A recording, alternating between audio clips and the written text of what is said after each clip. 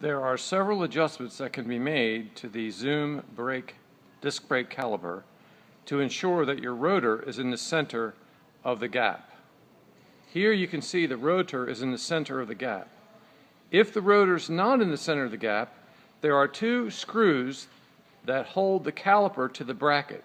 Here's a 5mm screw here, and here's the other 5mm screw right there. If you loosen these two screws, you can actually move the caliper back and forth so the rotor can be at different positions in that gap.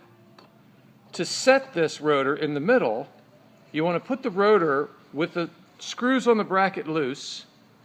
You want to set the rotor in the middle and then tighten the inside pad with the 3mm wrench in this hole and the outside pad with a 5mm wrench on that hole so that they squeeze the rotor in the middle.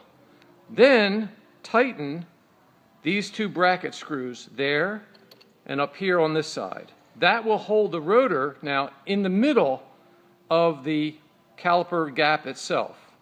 Once you have these secured, then back off your 3mm pad by this screw inside here and the 5mm one over here, and creating a small slice of light between those pads and the rotor. That will keep your rotor in the center and keep your pads from touching the rotor as you rotate. If for some reason you cannot move this far enough to get the rotor away from the caliper itself, there are two extra washers down here on the outside of this screw. You can take that washer and you can actually put it on the inside of the dropout to move the entire bracket system over towards the middle of the wheel. With those procedures, you usually can find a good way. Basically, it's this bracket right here that holds the caliper.